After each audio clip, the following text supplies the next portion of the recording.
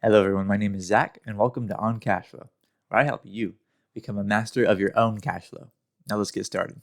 Today we're going to be talking about a net worth update of mine, and this one's a little crazy from the last net worth update I gave you because if my calculations are directionally accurate, the real estate equity that we have built is getting us very, very close to millionaire on paper status. So take a look at this. So right now our cash allocation is very high because we still have a lot of cash available from when we did a cash out refinance of our primary residence and turned that into a rental property. So we still have a lot of cash left over from that. And then the stock market has been doing pretty well. And so our stock portfolio is up to almost 673,000.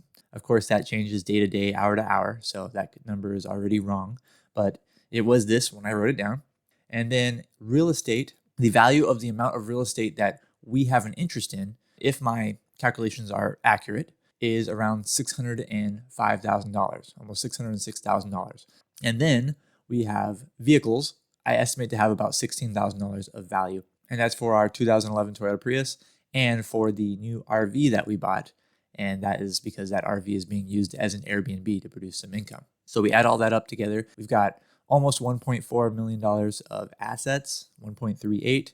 And then we need to subtract out our liabilities. So at the time I was putting this statement together, we had credit card balances of $2,183. Don't worry, that gets paid off in full every month. And then the mortgages for the properties that we have the interest in, our amount of mortgages totaled $383,000. So we add those up, we have $385,000 of total liabilities, subtract that from our assets, and based on this time right now, we are at about almost $995,000 of net worth. So really close to that millionaire on paper status. This is mainly because of the amount of real estate that we now have, that we possibly have this amount of equity in. So that's our total estimated net worth. Now let's take a look at how our asset allocation is. All right, so here I gave you the cute little graph on here for that. The asset allocation, so we've got our cash, stocks, equity, and vehicles. Real estate, I already accounted for how much, just equity. So that's $222,000 according to my calculations. And you can see still, the vast majority of our asset allocation is in stocks, 67.5% right here. And then the real estate, which now makes up a bigger portion of our net worth than it ever has before, almost a quarter of it, so 22.4%. Cash is still really high for us. We've never really had it this high before, but it's at 8.5%. And then the remaining, very, very small amount is vehicles at 1.6%. It used to be below 1% when we just had the Prius, but now that we have the RV in our arsenal, it went up to 1.6%. So that's about how our asset allocation is. And I can even divide it a little bit more up for you. I can show you the stocks, the equity, and the vehicles. All right, so here is our stocks. These are the different accounts that we have: Roth IRAs, traditional IRAs, HSAs, a taxable account.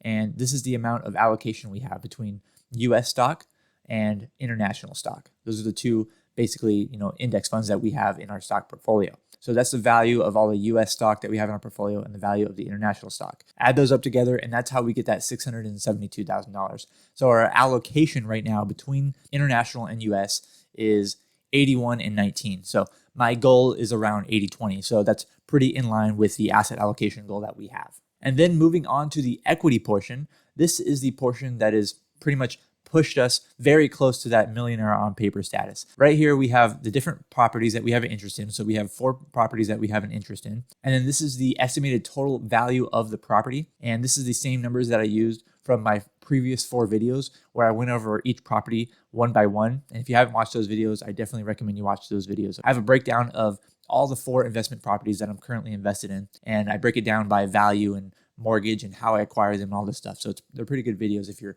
at all interested in learning about real estate. But these are the total estimated values of each property right here. And then this is the total outstanding mortgage that we have on each of these properties. So we can go ahead and subtract out value minus the mortgage, and that's the total amount of equity estimated in the property. And then I go ahead and put this loan to value, basically how much of it is a loan and how much of it is equity. So for example, this investment property number 1 has 70% of it is a loan, and that means 30% of it would be in equity, and so forth. So half of this property, investment property number 2, is equity and half of it is a loan right now, and so on and so on. And then the most important part of this is how I got to that $222,000 number is I have a 50% share or a 50% interest in all 4 of these properties. And so my portion is going to be half of this total. So we have a total value of 605, almost 606, and a total mortgage balance of 383. Subtract that out, and that's how we get the total equity of $222,882. Last but certainly not least, we have the vehicles right here. So this is how I got the numbers for how much I think the vehicle value is worth. So Kelley Blue Book, I looked there for the value of the Prius. It put it at a median value of $6,277. And then I looked at, I forget the website on this one, but it's for looking up the values of RVs. And it puts the average retail price at $20,200. And we have a 50% interest in the RV because we use it for the Airbnb. And so our value interest is $10,100 according to this. So I add that up with the $62.77, and that's how I got right here, $16,377 of vehicles. So we've looked at the net worth, we looked at the asset allocation, but another really important thing to look at when it comes to your investment portfolio, your overall finances, is not only your asset allocation, but also your asset location, or where do you have the assets located. So taking a look right here, asset location. So I have the different kinds of accounts basically over here on the left and the value that's in those accounts. So in Roth IRAs, they definitely dominate where we have most of our money at. So we have $456,000 in Roth IRAs and so on and so on. A regular brokerage account, 131. And then you have the two properties here, checking and savings accounts, traditional IRA. And you can see all the way down, I got a $25,000 CD. That's where some of the cash is. That adds up to that $996. So on paper, almost $1 million. And we have a cute little chart here again.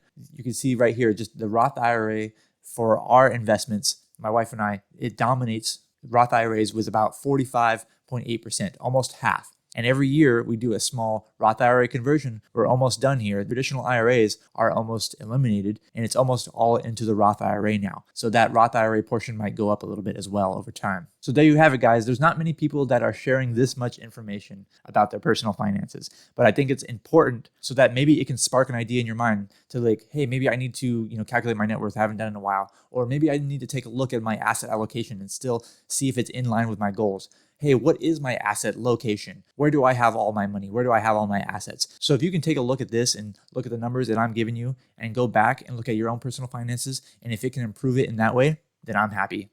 And I hope you are too. If you enjoyed this video, please make sure you hit the like button on this video because it really does help me out, and I would really appreciate that. And if you still feel like learning, there's going to be another video that pops up on the screen right after I get off the screen. Thank you so much for watching this video. I'm Zach from OnCashflow.com, and I hope to see you next time.